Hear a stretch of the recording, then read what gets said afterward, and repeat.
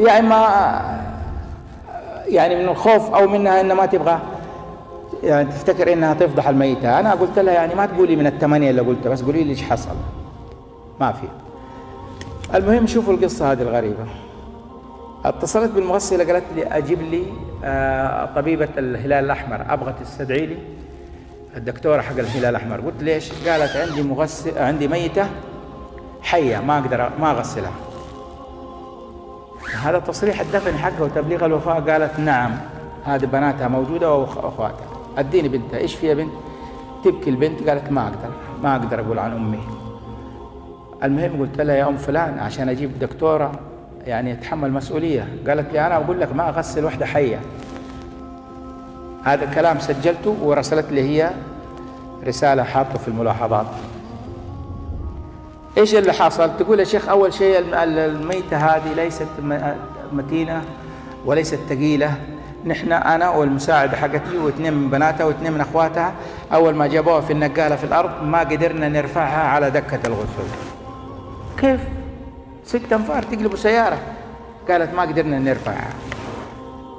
قلت لها الطريقة كيف، وكلهم يعرفوا الطريقة. نفس الكفن نجيبه تحت الرقبة، توب وتحت الظهر والرجل، ثم يمسكوا من هنا ويرفعوها تترفع. ثاني حاجة تقول يا شيخ حطيت عليها السترة وبدأت في تنجيتها، وأول ما جبت الموية أبغى أوضيها وإذا هي تمسك في المغسلة.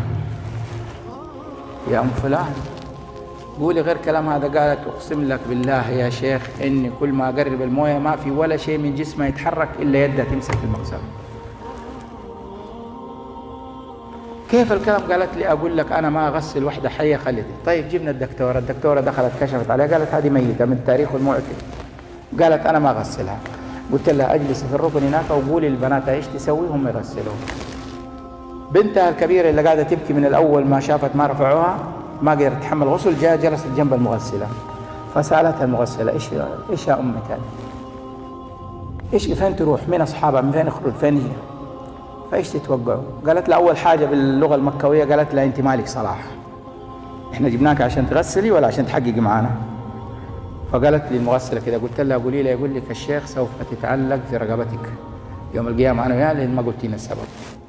يبقى نعرف السبب ما نقول لا ما فضحناه. لما عرفت كده ضربت في دماغ قالت أقول لكم السبب. أمي تصلي وتصوم وطيبة معانا وكل شيء بس فيها حاجة قد كده قد الضرة. شوف قد الضرة حمص. تقول إيش هي الحاجة دي؟ قالت أمي تحب نقل الكلام بالنميمة، تحب الغيبة، تحب النميمة.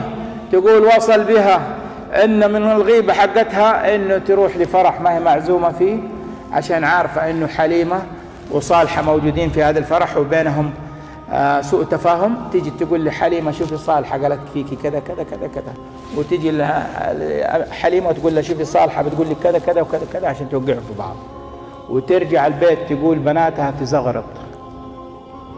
تزغرط فرحانة يا يمه والله حرام يا يمه ما لكم شغل. طيب قولي لها أسأل جبتوا لها؟ قال جبنا لها أشرطة وكلمنا الشيخ كذا مشايخ كلمها وجبنا لها CD. أبد. وصل آخر حاجة بها من الغيبة والنميمة أن توقع بين الأخوين والأخوات أولادها. يا بنت أنت اليوم رايحة جواز فتو، ليش الفستان اللي جاب لك هو أبوك ب200 ريال وجاب لي خديجة ب2000 ريال؟ ليه جاب لي أخوك هذا محمد سيارة هوندا وجاب لي عبد الله سيارة ليكزس؟ صارت توقع بينهم.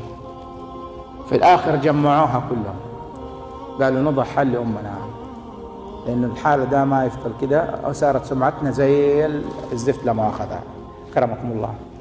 جمعتهم قالوا لها يما لازم ننقل من الحارة، سمعتنا خلاص صارت زي الزفت في الحارة ومعروف عنه. تعرف ايش قالت؟ تآلت على الله سبحانه وتعالى. تآلت على الله سبحانه. قالت لأولادها أو بناتها كلها قال مين حيحاسبني على الكلام هذا؟ مين حيحاسبني على الكلام هذا؟ قالوا لها نحن ما نحاسبك أنت أمنا بس نحن نذكرك ننبهك. قالت أبغى مين اللي حيحاسبني؟ قال اللي حاسبك الله سبحانه وتعالى. تعرف ايش ردت؟ قالت إني عارفين إنه الله هو اللي حاسبني، أنتم ما لكم شغل، أنا والله نتحاسب. هي والله تتحاسب كأنه أخوها ولا أختها اللي بتتحاسب. والله يا أخوان حالات كثيرة وقفت علي، حالات كثيرة. أسأل الله لي ولكم حسن خاتمتنا في الدنيا والآخرة. وأشكركم على هذا الحضور، وأشكركم على هذا الاستماع. كان ودي أن أطيل عليكم لكن الوقت عندي محدود.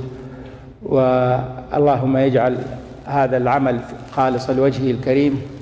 ونشكر إمامنا جزاه الله خير والقائمين على هذا المسجد المبارك وصاحبه أن أتاحوا لنا هذه الفرصة. سبحان رب العزة عما يصفون.